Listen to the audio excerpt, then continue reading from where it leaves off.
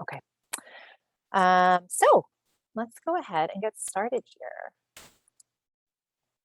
So today, there's a couple things we want to talk about in training others. We want to teach you how to describe the evidence base that supports pearls. We're going to mainly focus on the effectiveness of pearls, but I'll touch a little bit on some of the pearls dissemination and implementation research, and we'll talk about that more in our last webinar when we talk about implementation issues. And then there's a couple things you're going to be teaching your Pearls trainees about depression. So first, kind of understanding the psychosocial needs and stressors that are particular to older adults who have depression, how we identify depression using scientifically validated instruments, and then how do we effectively assess those depressed individuals. So these are the things we're going to be covering today. And I should say, we have a way of teaching about depression, but we recognize that depending on who you're training, that might vary. So you may have to do more or less depending on your audience. So thinking about your students at Traeger, if they're coming in with a lot of coursework on this or a lot of clinical experience, then you could potentially shift it. This was designed in mind with people who had some experience, but not a ton, and wanting to get everybody on the same page. So in terms of the adult learning principle for today, really our goal during a Pearls training is to try to, as much as we can, help people get to those higher order thinking skills. A lot of how we're typically taught and trained is the lower order stuff, like just a whole bunch of facts that you have to remember or maybe understand how they fit together. What we've tried to do throughout the Pearls training is wherever we can is to encourage folks to apply the skills, maybe even evaluate the skills, and then even adapt skills. So this might not happen during all training, but part of our technical assistance work is actually to get folks to get to more of that higher order level so they can really do the program well and also be thoughtful about how they do it in their communities.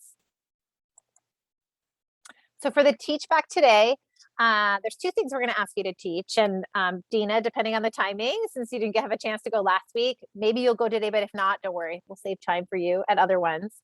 But I'm going to ask one of you to just briefly describe what the aims and key findings were from the original Pearls randomized control trial study, or RCT. And then I'm going to ask somebody else to teach us about the role of the PHQ-9 in Pearls and other approaches for measuring depression. So we'll be covering that today. And you also should have access to the slides as well. So first, let's talk about the evidence base. So we created this slide because it's starting to get busy with when Pearls was developed and all the research that's happened. When we first started training with Pearls, we just had that lower box on the right. We had done one trial. It had seemed like Pearls was really effective with older adults living with minor depression. And we started training pretty much in 2004. Since then, we've created different tools for people to use Pearls. And we've also done additional research. So this is just to give you a snapshot as trainers. We don't necessarily show the timeline during a training. Depending on the audience, though, if they're interested, this can be one of the ways that you highlight the sort of credibility of the program and that we've been working on this for 20 years, doing research, doing practice, and trying to create tools for organizations like yours. So this is what we mean by the evidence base. So traditionally, when people think of an evidence-based program, they think of effectiveness. They think, does the program work? Has it been tested in a rigorous way in a trial where there's some comparison group, so people who did and didn't get Pearls? Ideally, there's some randomization, because that way you don't have other factors influence whether or not the program's working. And ideally, you do it for a long enough amount of time that you can see not just does the program work, but maybe are some of those effects maintained. So most of this discussion today is going to focus on the effectiveness trials, because that's what people want to know when they think of the evidence base. My research and my passion is also on the implementation side, because we all know it doesn't matter how well something works if you can't do it in your organization, with your providers, and with your communities. So we've really spent a lot of time since Pearls was developed to try to understand that. How do we help Pearls work better? And then how do we maybe adapt it to improve the program for different populations and for different settings? So I'm not going to talk about these studies today. That's going to be trial, but I just want to give you a heads up about that. So the first RCT study, or randomized control trial. So where did this come from? Why do we even do this study? So we know that older adults who are isolated, who have different medical comorbidities, who are physically impaired, they are more likely to be depressed. And at the same time, they are less able to or less likely to seek care for depression. So this study really came out of that issue, that gap in care. And we really aim to collaborate with existing social service providers with older adults to determine the effectiveness of a home-based program for detecting and managing minor depression or dysthymia, which is now known as persistent depressive disorder. And the reason detecting is just as important as treating is we know that many older adults living with depression aren't even recognized as being depressed. They think it's a normal part of aging, or they think it's crazy and they're not going to tell anybody about it. So there's a lot of stigma there. So it was just as important that we embedded this program in a way to find older adults struggling with depression and then try to effectively treat it.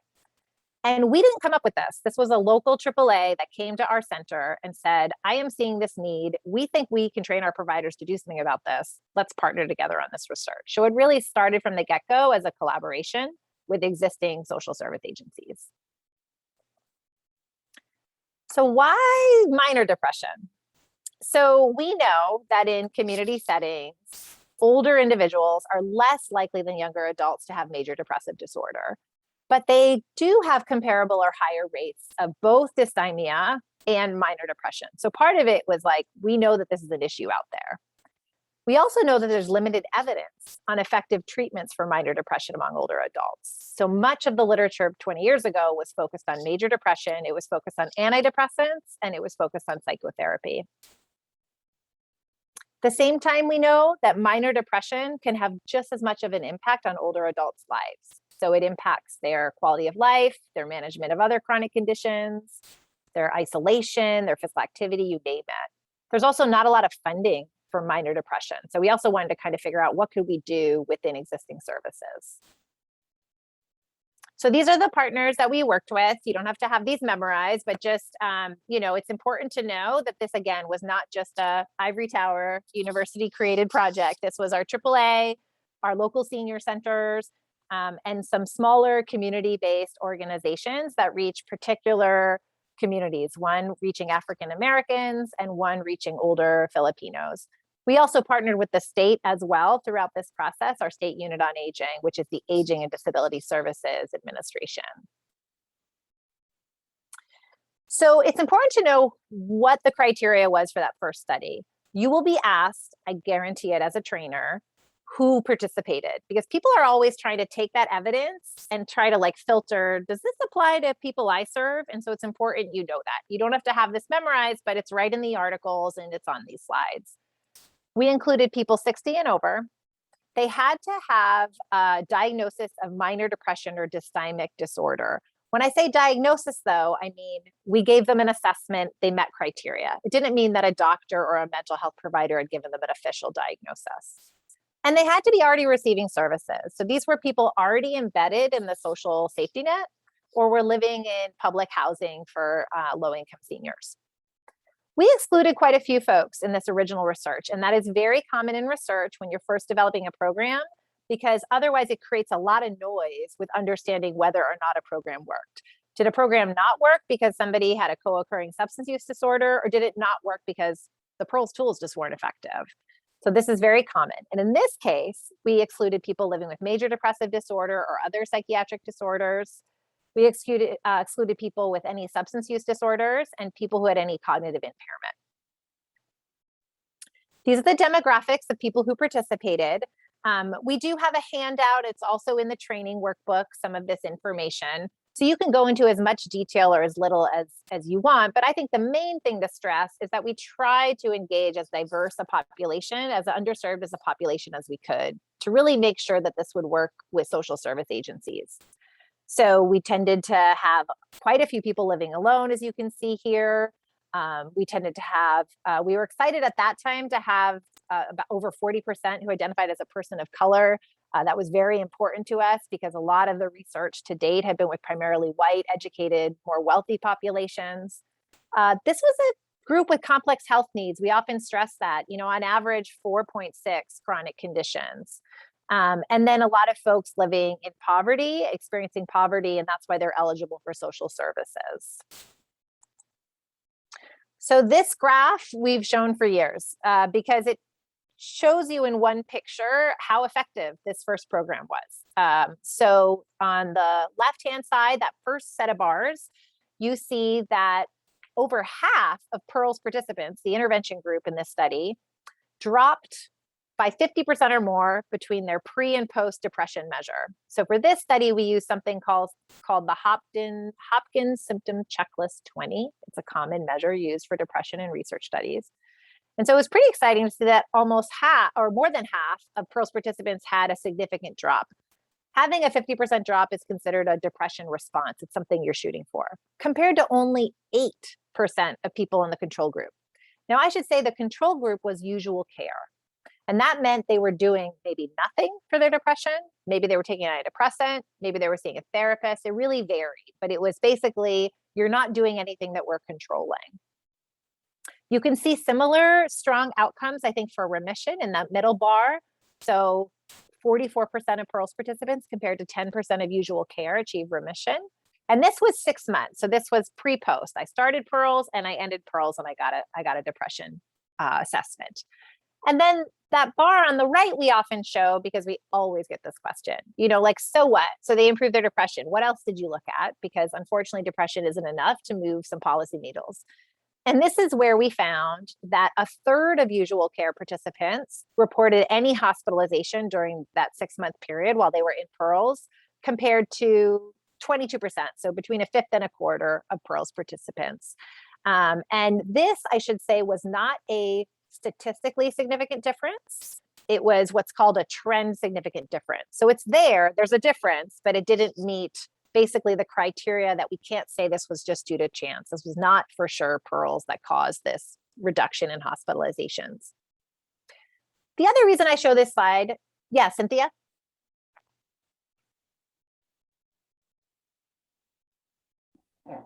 I'm sorry, I'm getting lost in statistics. Oh, yes. So the middle two bars, the green and yellow, how many, 44% received remission?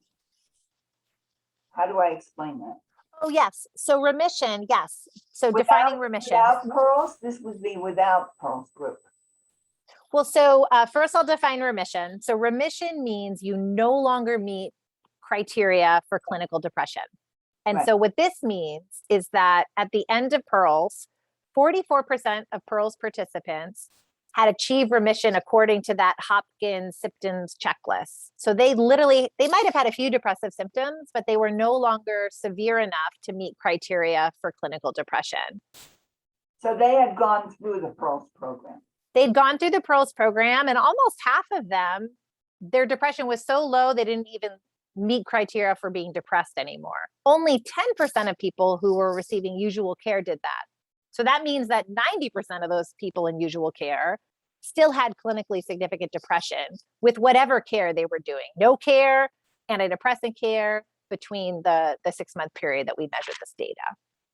So they did go through the Pearls program.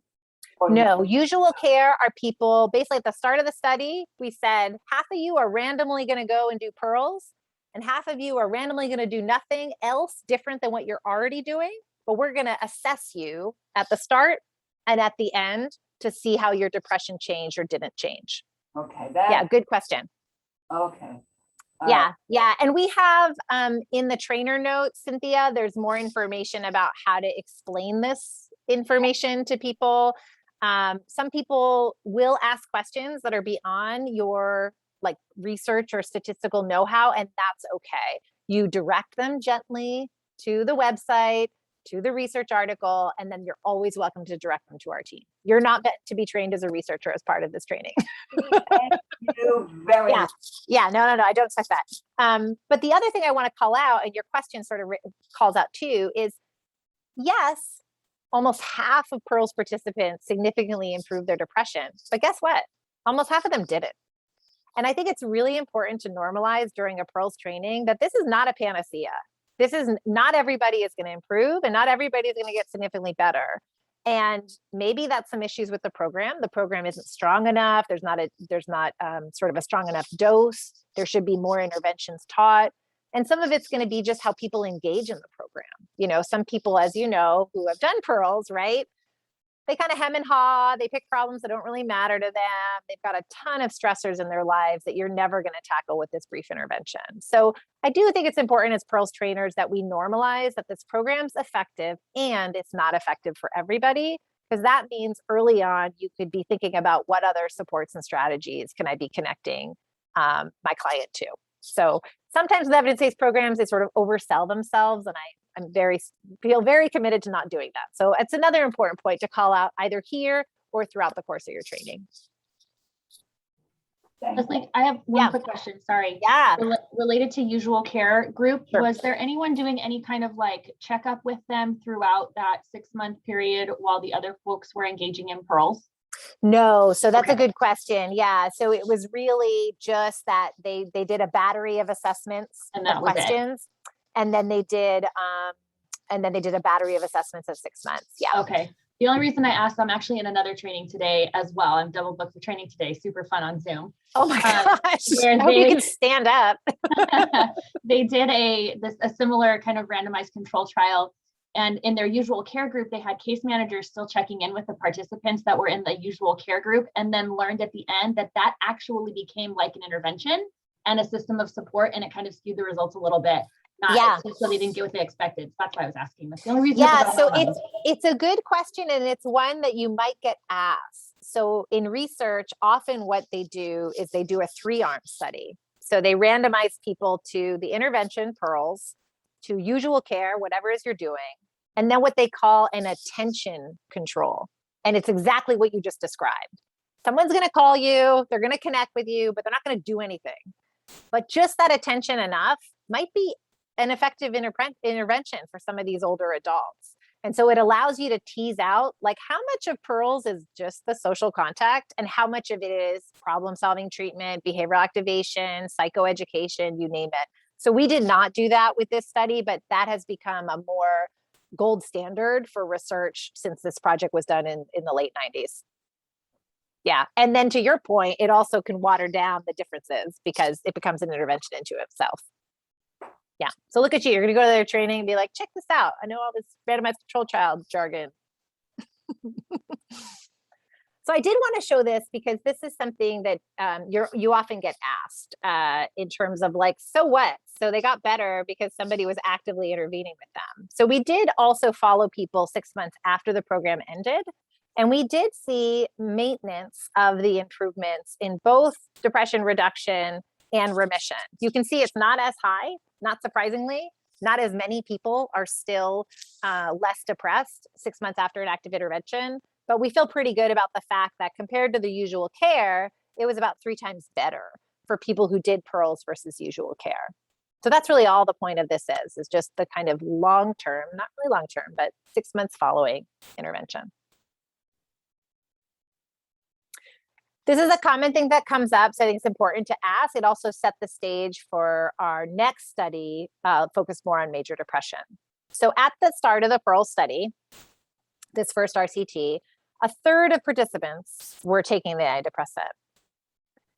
What we found was that in the intervention group, the Pearls group, about 10% of them started an antidepressant during the study period, compared to 6% of those in the usual care group.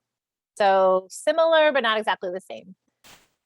We also found that the same number of people, 5 people or 6.7% of participants in either the Pearls group or the usual care group stopped using an antidepressant during the study.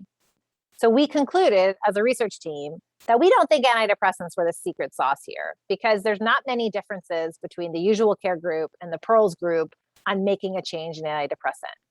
We get asked that a lot. You'll get asked that a lot. That may be different in your practice, but at least in the study, we don't think it was a change in medication that allowed the Pearls participants to improve their depression so much more significantly.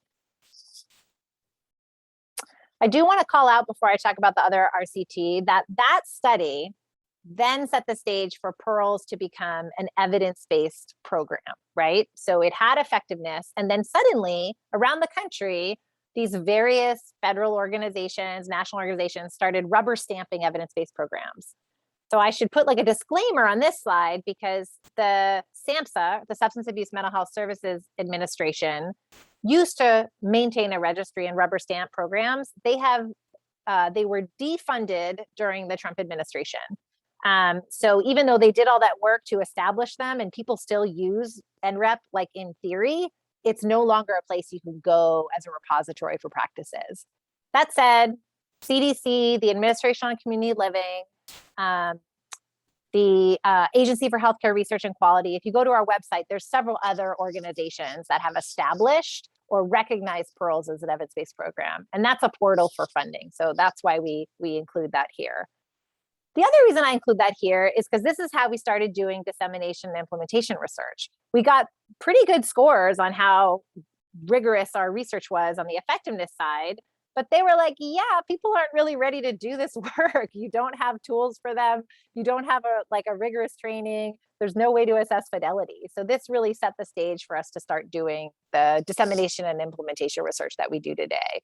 So this is part of PEARL's story. You don't have to go into a ton of detail about this, but I think what we're trying to convey in our training is that we're trying to be rigorous, we're trying to be thoughtful, we're trying to respond to the critiques we get. So the other thing that I want to call out, because this also sets the stage for some of our other research, is we did a research study where we tried to look at what are some of the challenges to getting folks in the door for PEARLS. We did all these focus groups, and we included both providers as well as former clients.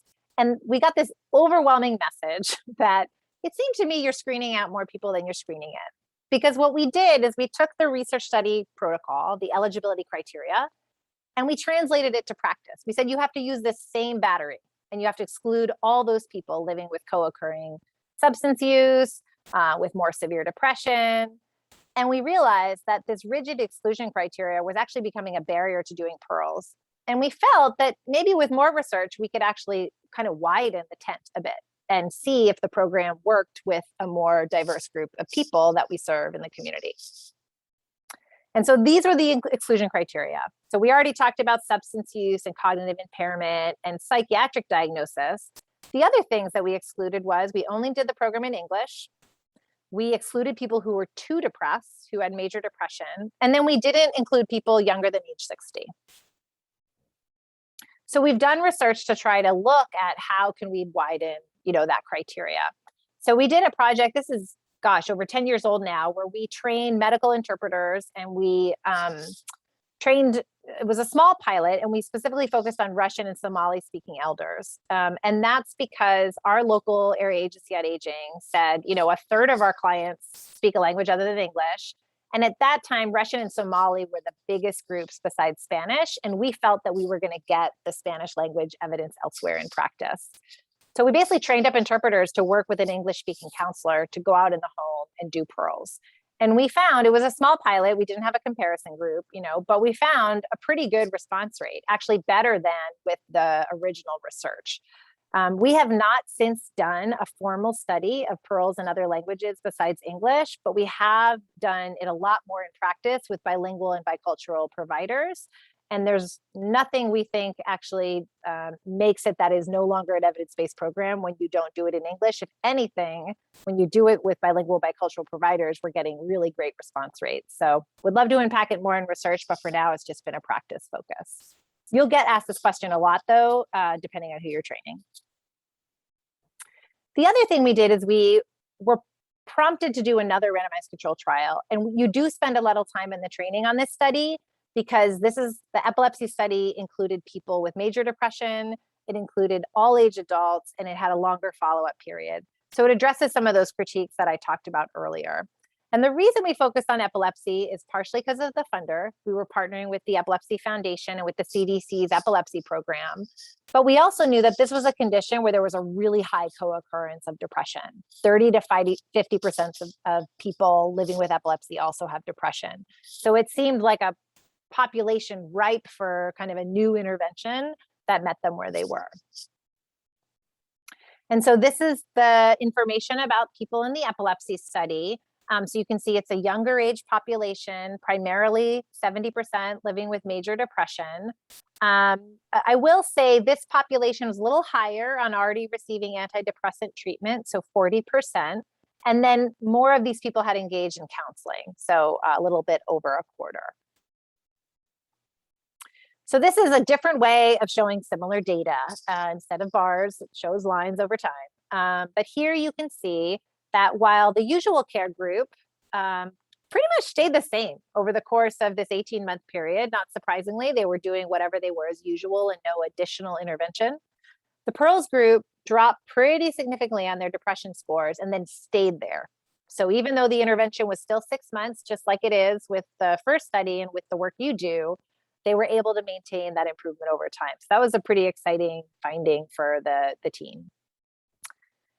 The thing to talk about with this study is antidepressant change, because here we think it actually made a difference. While a quarter of the Pearls subjects made some change in their antidepressant over the course of Pearls, maybe they started one, maybe they changed one, maybe they added one. You know, we all know that many older adults are either not taking antidepressants or not taking it sort of the right way or the right dose.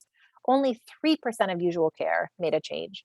And so we really feel that because of this study, if you are doing Pearls with older adults with major depression, you really want to consider the addition of an antidepressant after several sessions. We don't require that. I mean, you know, the Pearls program is not being offered by people who can prescribe typically medications, but it's something that in our implementation guidelines, we say, if you're enrolling someone with a PHQ-9 of 23, have that conversation up front about them possibly needing an antidepressant and make sure you're connected with their primary care provider or somebody else. So this study really set the stage for how we kind of expanded Pearls to include people with major depression, but we're thoughtful about maybe some additional supports that might be needed. So any questions about that research that would be helpful as you think about teaching this? I mean, it's basically, you talk about the original study to provide that evidence of effectiveness. And the epilepsy study is really to show expanded age, expanded to major depression in this piece about antidepressants.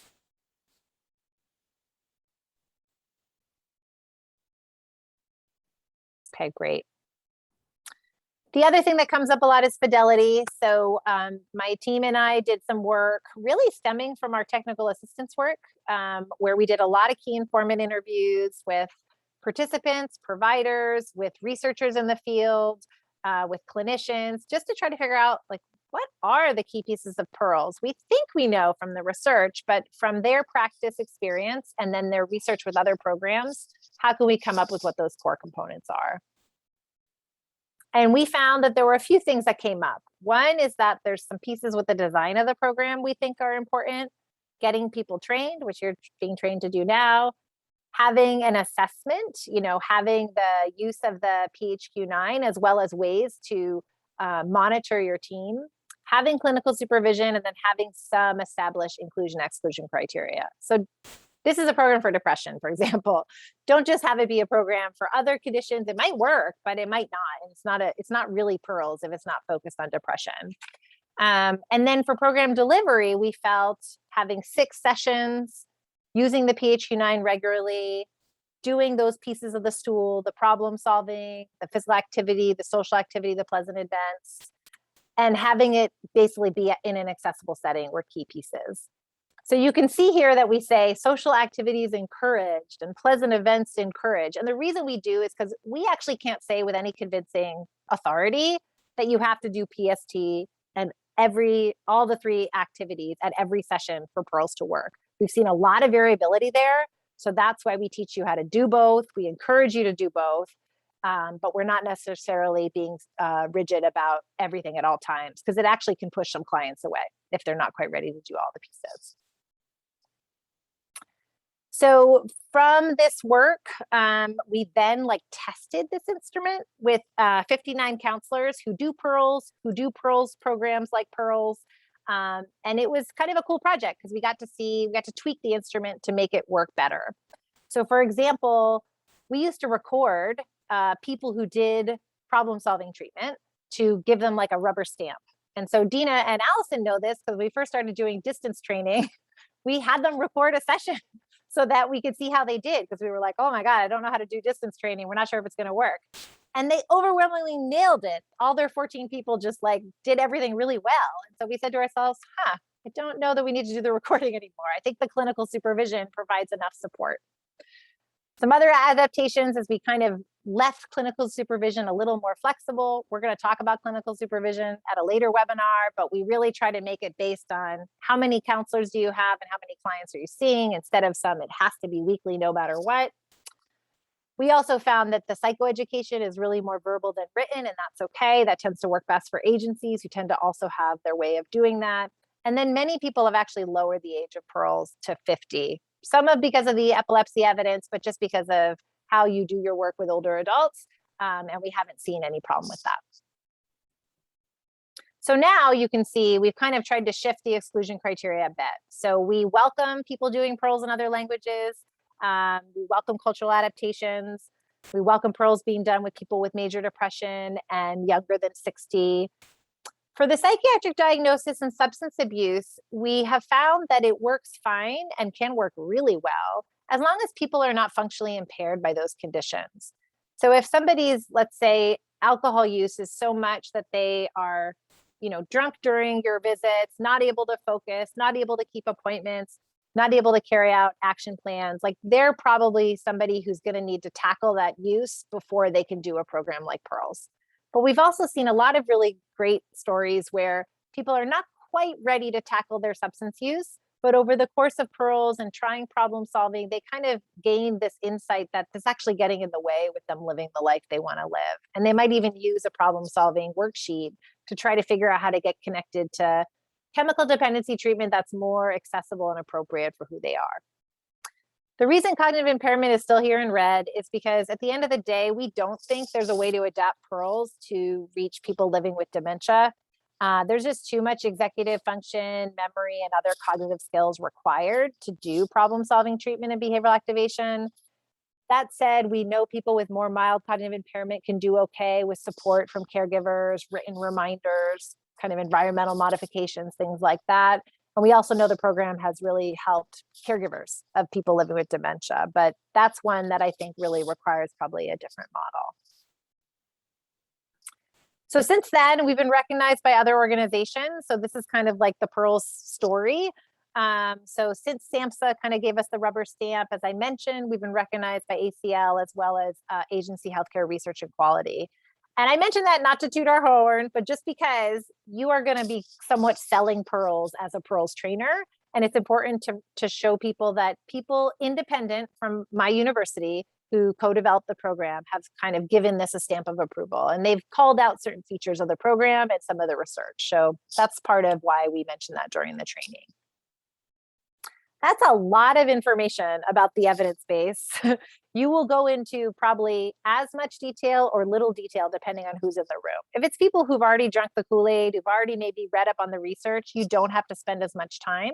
But what I tried to do today is kind of give you the history of Pearls as well as provide what are kind of the key points from the different research that we've done since the program was first developed in the late 90s. Questions, concerns, there's a lot more written material for helping you and handouts for teaching, but anything that comes up now?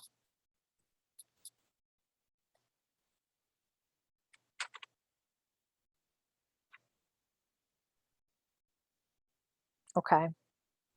Well, I'll ask someone to answer a question that always comes up when you teach the research, which is they ask, okay, so I know Pearls is evidence-based and you just showed me all the research, but how do I know that Pearls works for my community? I didn't see anything that you've done to support Native Hawaiians, and that's who we serve. How might you answer that during a training?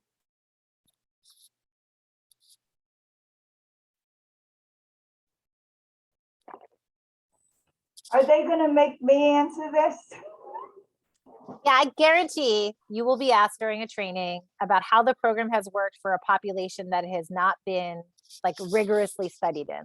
And I'm sure this has happened in your other jobs. Like this kind of credibility. Yeah. And there isn't a right answer here, but there's a few ways you can kind of thoughtfully and respectfully answer this question.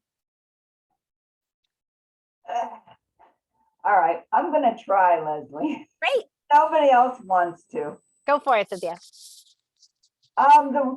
The way I would explain it, I think, is that they have studied, Pearl's program out of Washington University has studied several different population groups. And so if the counselor has the ability to communicate well with the particular person, then they would be able to offer good services to them. And that would be a criteria of, i.e., I can't speak Chinese. Mhm. And so I would not be able to do a good job offering services to somebody who did not speak any of the languages I speak. I would have to get a translator. Right. But there have been studies with enough variation in groups and populations and communities that they're able to offer good services. I'm not a statistical person like yourself, but I think that's how I might answer that.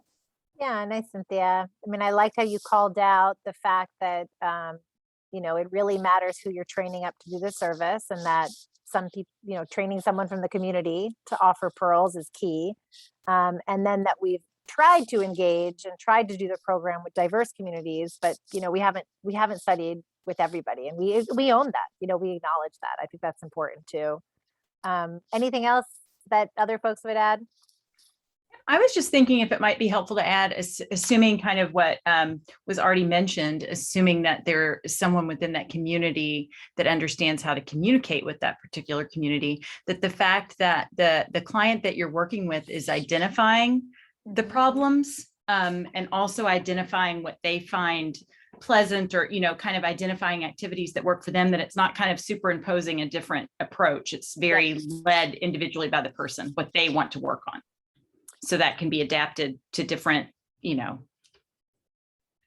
frames of reference. Yeah, nice, Gina. I think that's right. That because it's so person-centered, that means that there's nothing about this that would not align with a cultural worldview from a Native Hawaiian elder. And I think you can also, your answer reminds me of something we talked about last week, where just because you're being trained to do pearls doesn't mean you have to throw out everything else that you know how to do. And so you, as a provider that serves that community, maybe even as a member of that community, can figure out how to integrate problem solving and behavioral activation and talk about depression in a way that resonates with that community. Yeah, nice. I absolutely use it with caregivers, especially caregivers of folks who have the dementias. Yeah. I have a lot of experience in working with folks that have dementias. Okay. Thanks, Cynthia. Yeah. I think the other thing too, you can mention, and you can offer us or you can offer your team, is that, we get that we have not tried pearls. I mean, I will say tribal communities and Native Hawaiians, Alaskan Natives, American Indians, you name it, has not been huge uptake. We haven't actively, disseminated to those community organizations either, but it's something we're very interested in trying to understand how the model does need to be adapted. So you can always too, just own that and say we get it. We think there's reason to believe this might work. Here's why, but we also understand that, some programs need to be adapted, and either connecting with your organization if that's something you're interested in, but that's what we do a lot of with our technical assistance work. So send them to us. I'd love to talk to them. My team would love to talk to them. So that's another thing too, is just, helping them feel heard. I talked to the woman, I don't even know how I got to her, but the woman in charge of the programming for the Epilepsy Foundation at the CDC. Oh yeah. I talked to her and was trying to get in, if it were, with the local Epilepsy Foundation here in Colorado. Yeah. And they were very clear that they were not interested because of the cost for driving. Yeah. Yeah. And that's what's tough, is that, we'll talk about, I think actually the last session, about implementation issues. And one of them is fitting pearls to organizations that have the pieces they need to do it, And if an organization doesn't see the value of home-based care, it doesn't matter how often you sort of talk to them about pearls. That said, lots of people have successfully done pearls for the last 18 months by Zoom and by phone. So there could be some opportunities there, though we Right. do hope to return to home-based care, just given the value of that too. So yeah, I that's, love that. yeah. All right, well, let's switch gears a bit and talk a little bit about the key things you are going to want to teach about depression when you do a pearls training. And I guess I should have said this earlier, you know, we're kind of going, these webinars are going in the flow of how you do a training. So typically what we do is after we show that demonstration, you know, we provide that brief overview of pearls, show the demo, have people react a bit. We talk about the evidence and then depression before we go into the skills. And the reason we do is we've just found that the evidence is really important for credibility. People sort of need to buy into this thing working because it's a little different way of working, and some people, quite frankly, don't like it. So we have found that has helped. It also helps kind of situate people in the types of folks that we envision pearls to potentially help, you know, social service clients and people with lots of complex health needs. And then talking about depression too as a way to kind of bring everybody in the room to the same table, you know, and so that's why we set the training this way. And then next week, we're going to go talk about problem solving treatment and, you know, how to teach that. So really, I'm going to cover in this section, how do we talk about depression in a training? How do we identify depression? How is it treated? So this is usually the first chance to get people, start off with getting them talking. So we do like a class sharing. We recommend you do a class sharing brainstorming exercise. When we've been doing distance training, we just do this in the chat and we ask people first to tell us about, you know, in their experience, what do they see as some of the causes of depression in the older adults that they serve? And people just chat out all sorts of stuff, you know, past trauma, retirement, change in mobility, loss of spouse, you know, stuff like that. You can do this on a flip chart. And then we ask them to talk about, well, what do you think some of the outcomes of depression are? You know, so sort of if you treat depression, what will people's life look like? And we ask them to brainstorm that. We also talk about with outcomes of depression, what are some of the consequences of depression? For example, if I am depressed, what are some things I might not do anymore? So I might be disconnected. I might stop taking my medication for my blood pressure or going to that doctor's visit I'm supposed to do next week. And the reason we talk about both the causes and consequences of depression is it allows us to really highlight how these two lists overlap. And the reason we do that is because we want everyone's brains at this point in the training to get to this point of what is going to be the reality of the people that I'm going to be working with and doing pearls with. And it'll just help the role plays and the practices be more experiential for people. They'll also be seeing how much they overlap because a lot of things that happens with both pearls counselors and the people that do pearls is they want to spend a ton of time during session to figure out why it is they're depressed. And we actually don't want to spend a ton of time on that. We want to spend a lot of time on what can you do now about your depression? And yes, you might identify there are some things that are causing your depression that we're not going to tackle in 8 visits together. But we're spending a lot of time on the why. We're not actually spending a lot of time on doing something about it. And so some of the reason we also start talking about depression this way is so people can see the overlap between the causes and the consequences pretty quickly. The next thing we want to do is really distinguish depression from other things that look like depression. So we define what normal sadness is, that everybody, including us, are sad sometimes. That it might actually last a few days, but that it usually goes away without being treated. The other thing we want to define is grief, because that's a very common situation for older adults that we serve with this program. And that, yeah, it's going to be a lot more intense, a lot more severe. It could even last many months, but that often it improves over time. And that really only treatments are needed for complicated bereavements. And this is important to define because really with pearls, it's up to you and your program, but we usually recommend that people don't engage in pearls until 4 to 6 months after a loss, because we feel that for many people, they will actually resolve. And it's those people that aren't resolving their grief that might actually turn into depression. And then there's some value of engaging pearls. So next it's time to define the clinical stuff. So we typically define 2 things, major depression and persistent depressive disorder, and we'll also talk about minor depression. So briefly, major depression is more than sadness, and it's really a syndrome. It is a collection of symptoms that need to be present for at least 2 weeks for most of the day or nearly every day. And as such, it often requires treatment. And this is important because people tend to kind of have this belief that just being sad is enough. And we want to make sure that, you understand, or the people you're training understand, that depression is really a medical condition. It's a chronic health condition. And as such, has different criteria that you're looking for. With Pearls, we also talk about persistent depressive disorder, which used to be called dysthymia.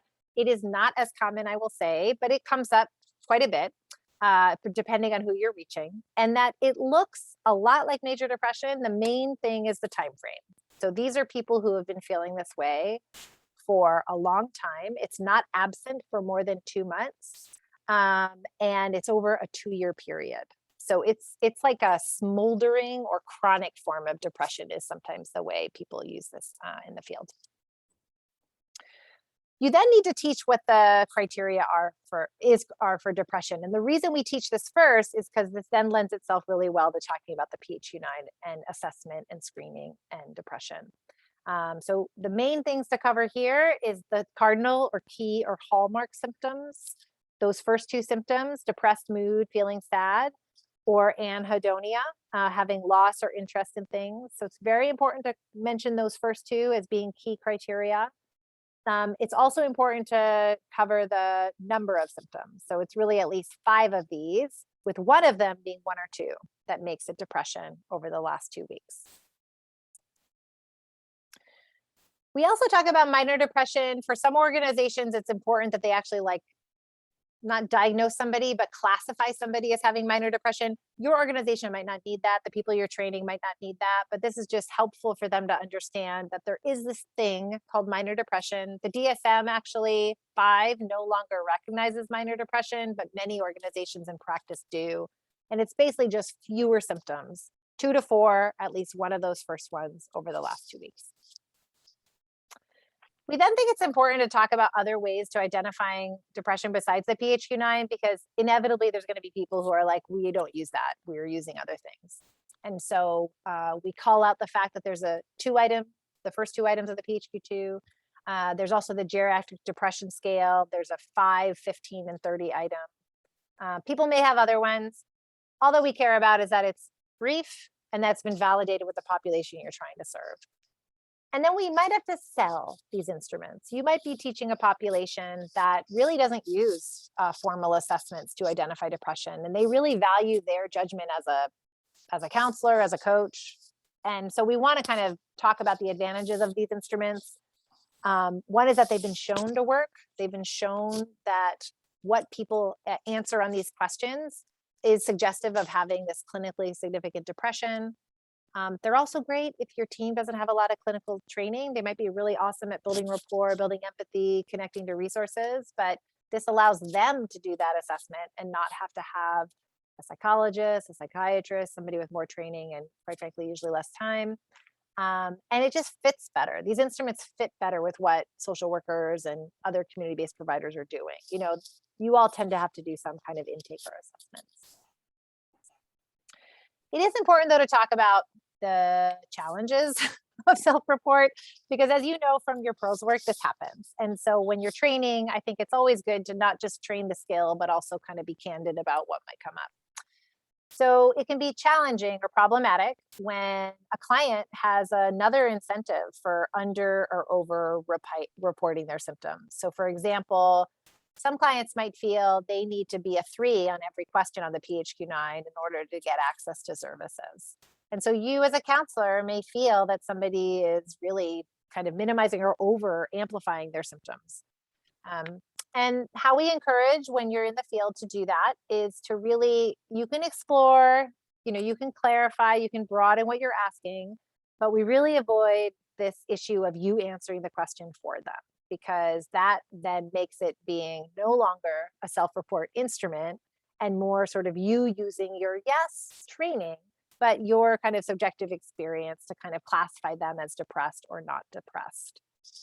And depending on the people you're training, you might actually spend more time with the PHQ-9 than we typically allot during a training. And so I encourage you to, if you feel you need more time to train people on using it well, do some pre-training, do some additional training, do some practices and stuff like that.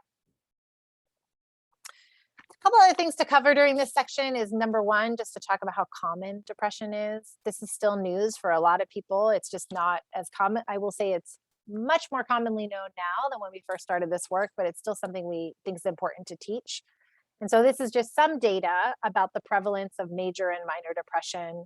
I think this last line is really striking. So this, if you add up the 27% and 35%, that basically tells you that 2/3 of people receiving home and community-based services in this one study in Washington met criteria for clinically significant depression. I can guarantee you that 2/3 of clients receiving those services are not getting treatment for depression. So this is really kind of showing the burden and the rationale for PEARLS. The last piece we touch on here is just, what else is done for depression? Because as I shared when talking about the evidence, we know that PEARLS doesn't work for everybody. So just knowing what the evidence is can be helpful. These are some of the psychotherapies that have been established for older adults. So in addition to problem-solving treatment, which is considered a psychotherapy, cognitive behavioral therapy, interpersonal therapy, and insight-oriented therapy, there are others. We know that antidepressants work when taken appropriately. And then behavioral activation, which is the other kind of piece, which is thought of as more of a psychosocial treatment than in a formal psychotherapy, though there's debate in the field about that. You may hear of exercise as a treatment for depression or physical activity. And while there is really good evidence for physical activity being a treatment for depression, it's often not as a standalone treatment for major depression. So it's often as a complement or supplement to other treatments. And so if you get asked about that, that's where the evidence is out there. For more minor depression, it can be more effective on its own, but really that's where having the behavioral activation to wrap around physical activity can be really helpful. So that's it. That's the quick and dirty, how to talk about depression. Like I said, you might have to spend more time if it's a population that doesn't have a lot of experience, and you might actually spend less time with a bunch of clinicians because they kind of know all this. And then you're just sort of emphasizing kind of the criteria for depression and the use of the PHQ-9. Questions, concerns as you think about doing this? This is a pretty quick part of the training. I think I want a tape of you doing that, Doing a training?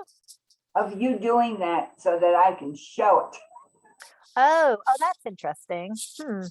Well, I would encourage you to learn how to do it on your own, because any part of what we're doing as PEARLS trainers is showing people that we can learn to teach others about depression, because you are trying to normalize that depression is not some big, scary mental health medical issue that people make it out to be, but that is actually something that we, can teach our clients about. So you can practice. And then I can also give you some other tools to teach. We have, I think in the trainer notes, some ways to talk about this, but I actually am on another project right now that I think has a couple of really nice forms for doing psychoeducation. And I imagine actually all of you at your agencies might have some tools you use to teach about depression. So welcome any crowdsourcing as well. It'll get easier over time. Yeah, this is part of the reason you train with someone else too initially, so that you can bounce off each other. Other things, Dina or Andrea or Allison? I will just say, is in doing PEARLS with actual clients, I have found that making sure that they have a copy of the PHQ-9 to look at and follow along has been really, really significant in helping them kind of be more accurate in the way that they report. Because people tend, because you do have those very specific responses, not at all, more than half the days, several days. And people often, if they're not looking at that, will just respond, I don't know, sometimes, or all the time. They kind of use, and then you're kind of left in that position to connect that to what you think it fits, instead of having them exactly pick one of those categories. So I always now they have a sheet in front of them and they're telling me which box to check. Yeah, that's a good point, because I think for some people it's just hard, it's hard to recall. For others, it's just not like a culturally appropriate way of looking at the world, with the 0, 1, 2, 3. And so I agree, having it in front of them helps. Asking it as a yes, no question. And then if they say yes, we also have, some people ask it as They have like a box that's empty and a box that's shaded full, and then like different gradations. So that can work too, I think. So yeah, it can take some time to get folks used to it. But yeah, trying to make it as accurate as possible so that they answer is our job. And sometimes we have to work harder than not. And I think another kind of training note that I think of when I would be talking to folks about that is Yeah. the difference that I've noticed in how seriously some folks take that. I mean, there are people that will spend a good solid, 10 minutes parsing out which Yep. category they fall in. And then other people are just kind of like, yeah, all the way through it. So Right. I always find that interesting, the folks that really want to be super precise about their PHQ-9 score. Yeah. Yeah. Or the people who think they're taking a quiz and like want the number to change. Yeah, totally. Yeah. So yeah, I think it'll get easier, I think, to teach it. And I love Dina, and this is part of why we train people who have experience with pearls, to bring in your stories from how you've made it work for you. And thank you, Allison, for the therapistaid.com in the chat for that resource. There's also, I think it's on the Pearls website, but there is the folks at Cornell, I think, developed a free PHQ-9 training years ago. It feels a little clinical, like I think the guy's in a white coat, but it's got some really good kind of how to and how not to. So it can be helpful, and it's free for people who really don't have a lot of experience with these kinds of assessments. We tend to spend a lot more time with these types of assessments and the value of them with some of the people that we work with. But I think it's becoming more common to talk about outcomes and to talk about assessments throughout organizations. So I think it's a little easier to train on this part than it has been in the past. Okay, great. So we're just going to do, I think, teach back. Let me make sure I didn't miss anything.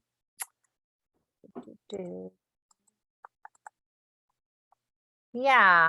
So I know the research feels kind of dense. It's not meant to. It's all about teaching people about where pearls came from and that it works, but also identifying the gaps. And yeah, so you don't have to be schooled in the research articles. There are some handouts to help you teach it, and then these slides as well. And the depression criteria piece may vary a little bit based on who you're training. So questions? Looking at the time. Questions you have, or I can do one of the frequently asked questions that usually comes up during this section.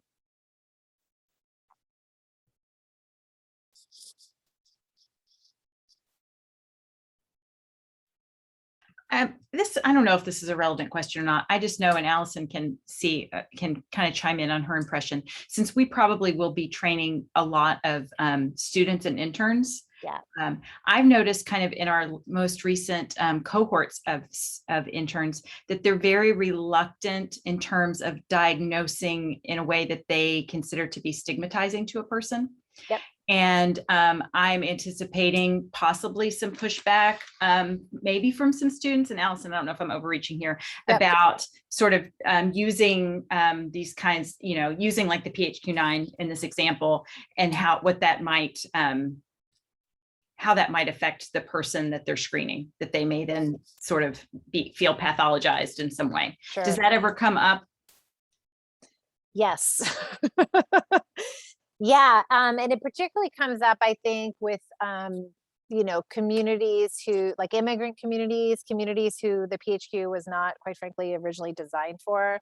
So the PHQ-9, even though it's been translated into like 100 languages, has actually not been validated with all those languages. So it's an ongoing issue, I think, and something that you can own, that, this isn't a perfect instrument. But the reason we use this instrument is because it aligns with the criteria for depression that have been established in the States and beyond, that many people will use when serving the clients that you're reaching. So I would just first own the fact that, yes, this may feel pathologizing and this may feel not appropriate or stigmatizing. If somebody doesn't think these questions matter to them, or that they have depression at all, like that being told that they're depressed is going to be problematic. So I really focus on a few things when that comes up. One is that part of your job as a Pearls coach or counselor is to normalize depression, whether you call it depression or not. I had I have a new colleague who's a Native woman, and she told me that the way in her community they describe depression is that you are no longer recognized. I no longer recognize myself. And I love that way of depression, right? So yes, the PHQ-9 doesn't say that. It doesn't say, how often in the last 2 weeks have you felt you don't recognize yourself? But it has some pretty common symptoms that may suggest that you have something that some people call depression that is impacting your ability to live the life you want. So I focus on the fact that depression is not a normal part of aging, whether you call it depression or not. Mental illness is not a normal part of aging. That there are some symptoms that older adults have that cluster here, that identifying them and measuring them over time helps us both teach older adults what their depression looks like and doesn't, and also helps us know if the work we're doing is going to help them or not. So if they never want to use the D word the entire time of Pearls, like that's okay. Usually what happens is after several sessions, people get more comfortable with that, but sometimes they don't. And then it's just using whatever word they use. My funk, my shadow, my sadness, my worry, whatever it is they call their depression. And then it's really normalizing teaching about the value of asking these same questions every time so that we can give them the best care they need. Not so that they can say at some point, yes, I'm depressed and like own that, but just so that we make sure that if those symptoms aren't changing, we supplement the treatment, we do something different. So those are, I think, some of the things, but I'm curious, others in this room, how you've handled that particular issue.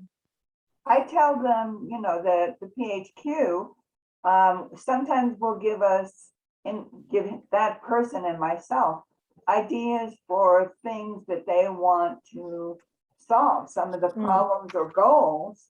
Yeah. I also share with them after a few weeks, and that depends on the person. Look at the scores.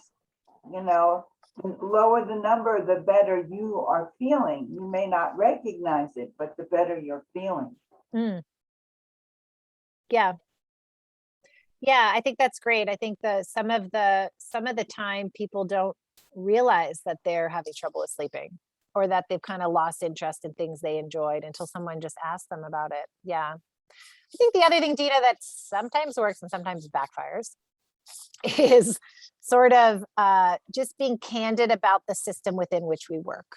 That the healthcare complex really is outcome driven, and that it's really important for us to have this measure, whether it resonates with you or not, so that we can see if somebody's improving over time. And it might not be perfect, and that there are other things we can learn from the client in terms of what's bothering them and how they make improvements over the course of Pearls. So this is not the only tool. And so just kind of recognizing this is the system within we work in, but that there are other ways they can engage with the client, talk about depression, and then track sort of their improvements or not over time. Because to be honest, some people's PHQ-9s don't budge, but they actually make a lot of connections. They have some acceptance towards some things, you name it. And so it's also important to sort of not put all our eggs in that basket, but at the same time, teach the value of it. So yes, good luck. Ongoing discussion.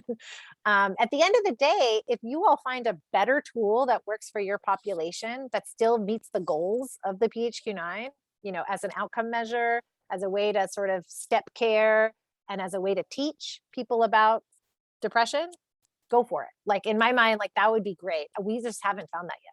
So that's why we use this one, because it works the best now and it interfaces with lots of different settings and organizations.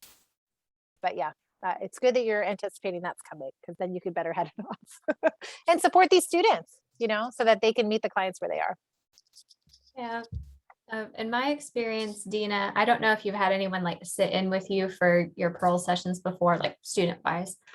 But I've had a couple, and in my experience, most recently this summer, one of our students was sitting in with me and kind of watching the process.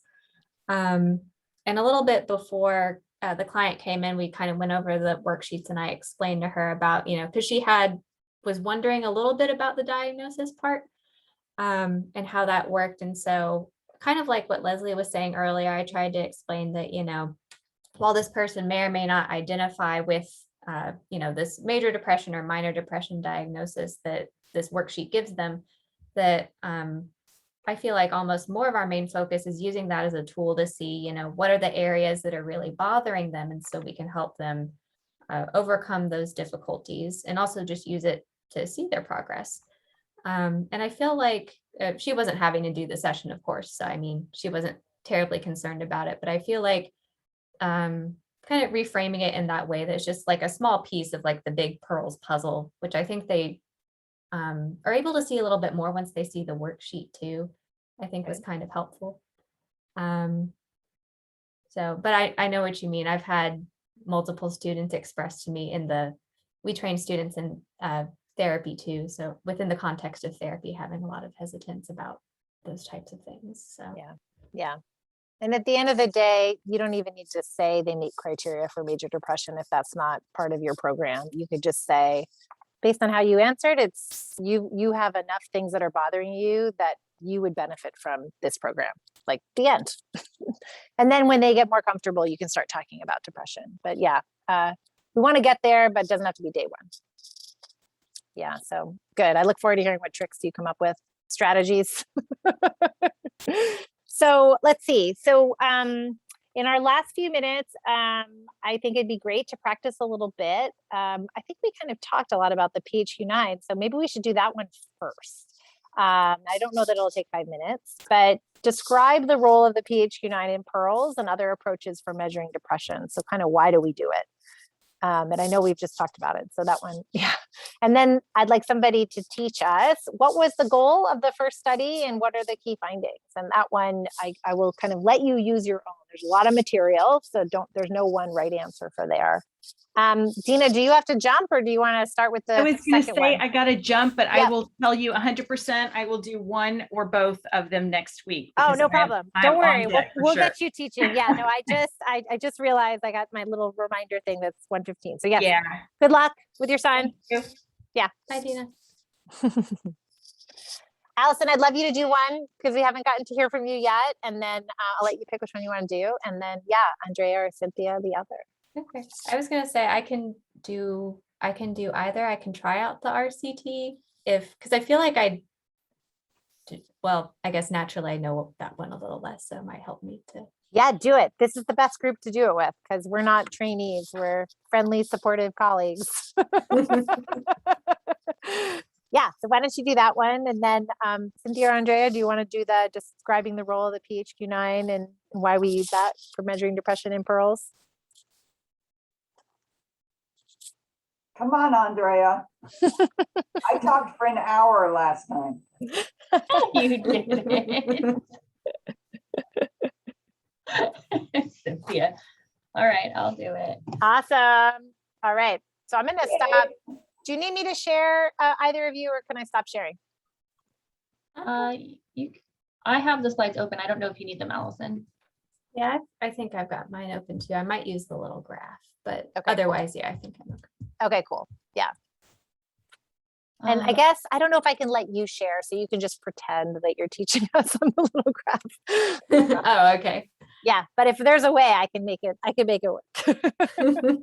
I thought we were able to share last Were you time. able to share last time? Maybe So I can Hold on, let's try. see. Here, let me. Okay. Maybe. Oh yeah, There we good. go. Perfect. Caitlin did her magic where you can all do things. Okay, I had taken some notes. I'm just going to go over them really quick. to Yeah, make sure perfect. I understand what I wrote. No, perfect. If you can read your handwriting, awesome.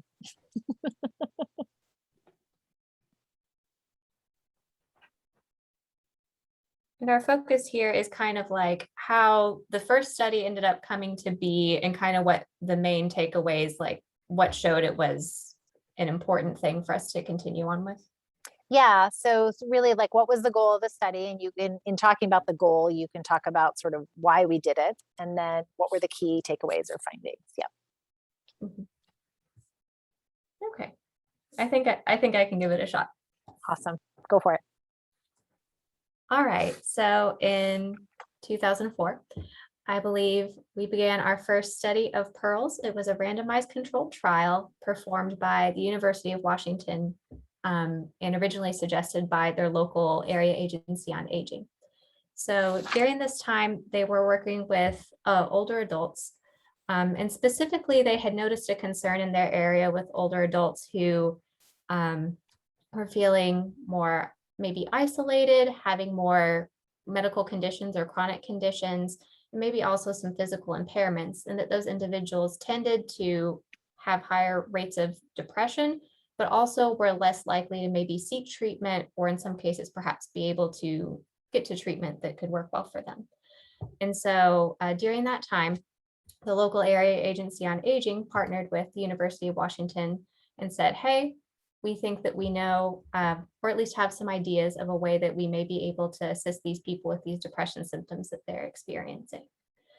And so during this time, they had noticed that in this general population, it seemed that older adults were experiencing more what we would call minor depression, which isn't something that is, I suppose, within the DSM-5 right now, but is sometimes used in agencies still today.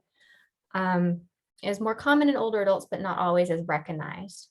And so they wanted a way to make sure that that is addressed in those populations.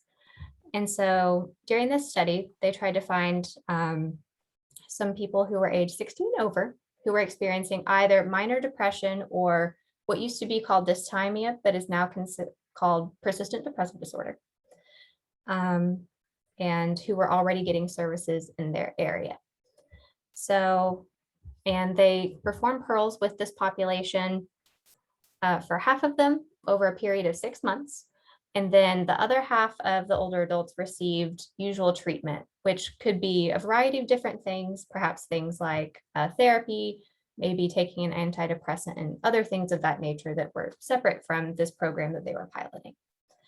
And so fortunately, during that study, they found that pearls that they were trying out with the older adults seemed to be working quite well. So as you can see here in this graph that we have, after those 6 months, you notice that about 54% of the older adults who experienced pearls had about a 50% drop in their HSCL20, which is their measure of depression that they were using at the time, somewhat like the PHQ-9 that some of you may be familiar with. But that was the questionnaire that they were using, compared to about 8% of older adults who were receiving some sort of usual treatment. That's a really big difference in how those people were able to experience a minimization of their depression. Additionally, at the 6-month mark, about 44% of older adults receiving pearls were able to achieve remission. So, and that basically means not clinically qualifying in any way for a diagnosis of depression. And so comparatively to unusual treatment, only about 10% of people were able to achieve that. So that's also very exciting. And this last bar graph, you can see it's a little bit different. And there was about 22% of people utilizing pearls who were able to report fewer hospitalizations. May need some help with this one. Whereas about 34% of people who were utilizing usual treatment, which was a little bit higher, were reporting some hospitalizations. So these two bar graphs right here were really significant data that showed us that there was a statistical and significant difference in how things are being treated with pearls that made us want to pursue things further. And this graph here, I'm going to leave alone because I don't know what to do, I'm going to be honest. We will come back to that once I'm able to research more.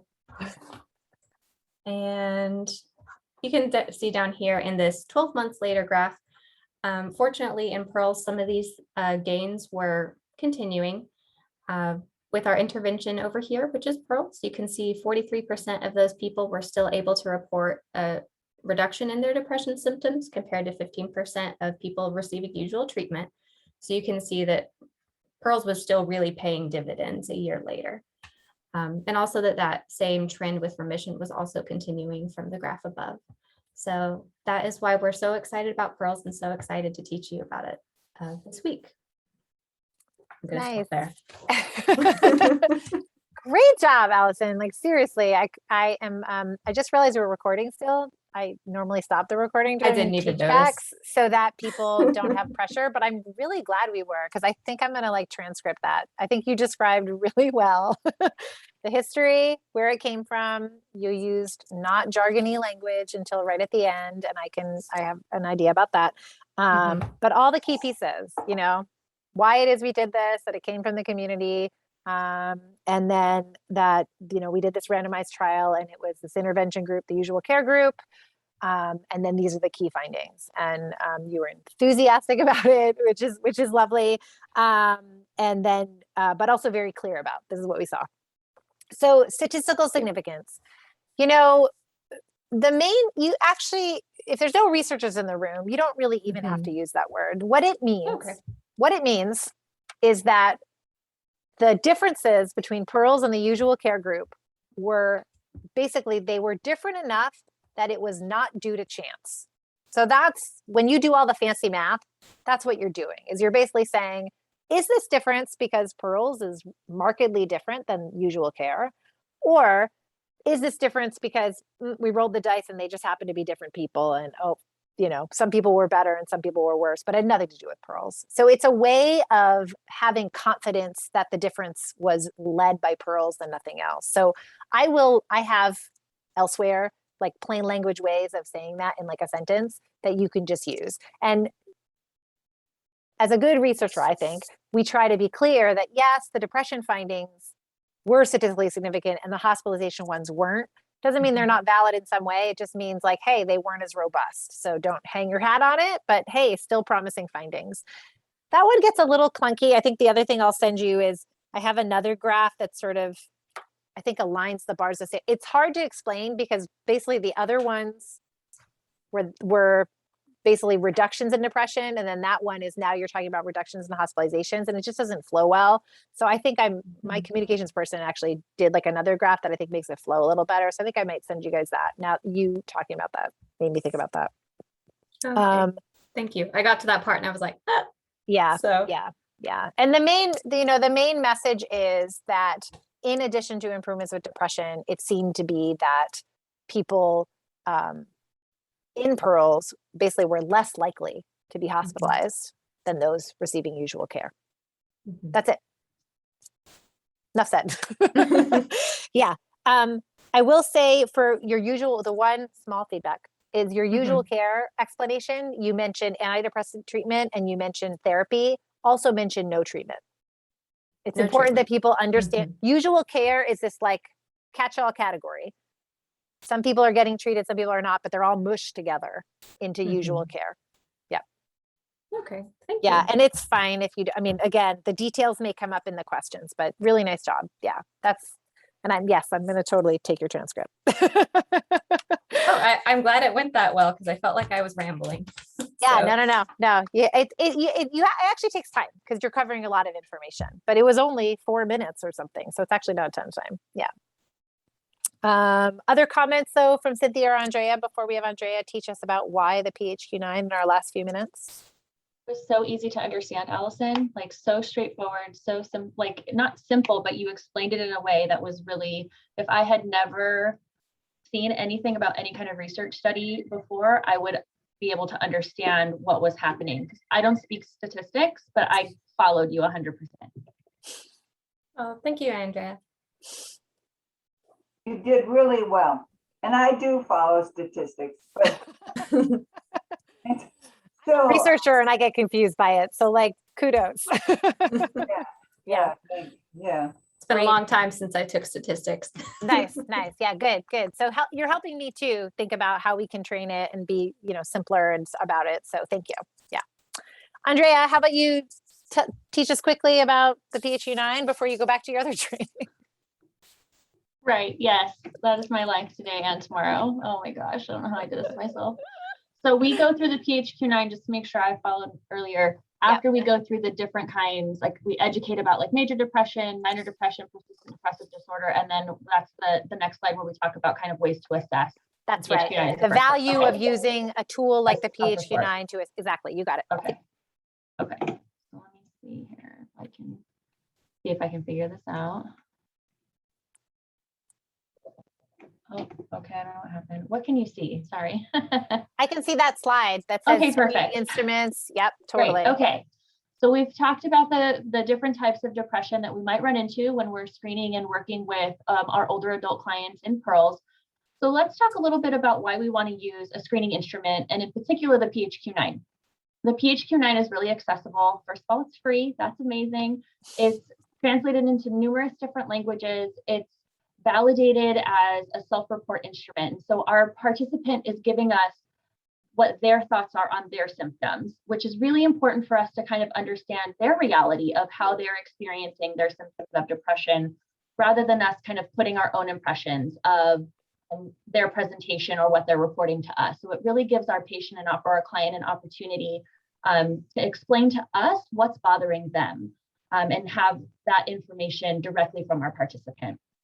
It's really not super clinical, which also helps. That can be really uncomfortable sometimes to do a depression screening. Just that word has a lot of weight and a lot of stigma, but the language used in the PHQ-9 is really user-friendly, so to speak. It's not intimidating, but it really gives us a good look at what that symptomology category looks like with depression, with those more clinical definitions of depression.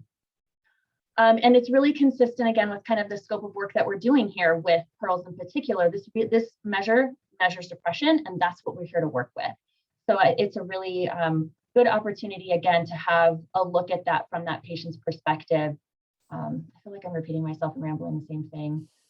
Can I pause for a second, Leslie? Yeah, great. Do Yeah. we go into the problematic piece as well when we talk about the PHQ-9? Because we want to talk about the good side and we want to talk about the bad side? Yes. So you Yes, just very briefly, yeah, because I know you have to run. So very briefly, you Okay, talk no, about it's how fine. it can be an issue. Okay, so some issues that might come up with the PHQ-9 are really with any self-report measure. Sometimes our participants may over-report or under-report based on something that they think they need to answer a certain way to either qualify for service or to maybe not seem as bad, that their symptoms aren't as severe.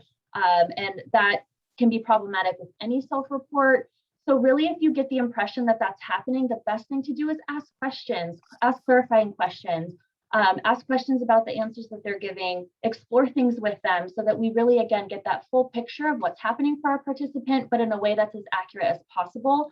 And we definitely want to avoid that answering the question for them. So some way to help with that also is to have the participant have a copy of that measure in front of them, whether you're meeting in person or virtually, or over the phone, so that we're really getting from them what's going on and we're not putting our own spin or our own interpretation on it. So those are some solutions to avoid that kind of if we feel we're over-reporting, under-reporting, or even if we're starting to interpret for them.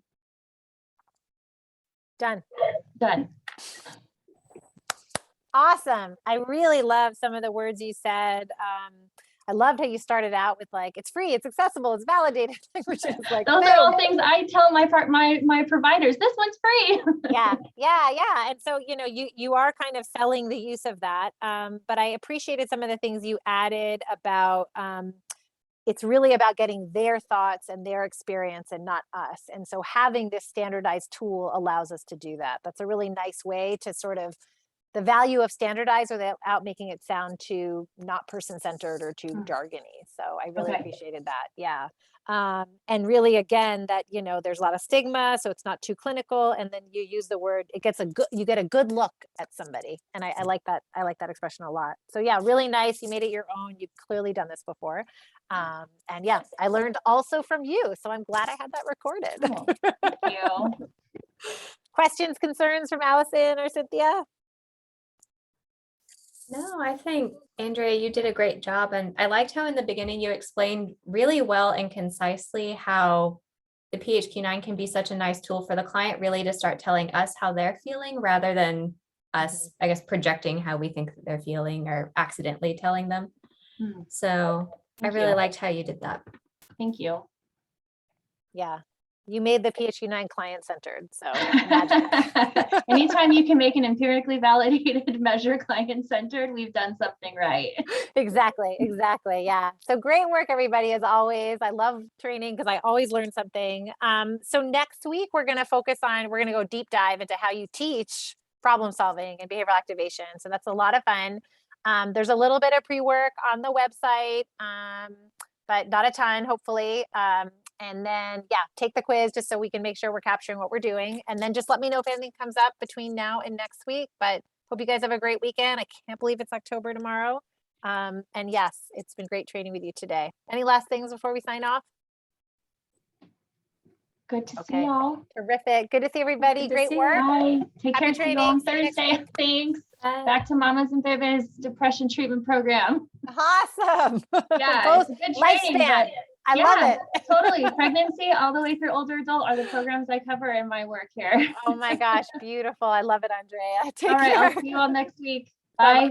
Bye.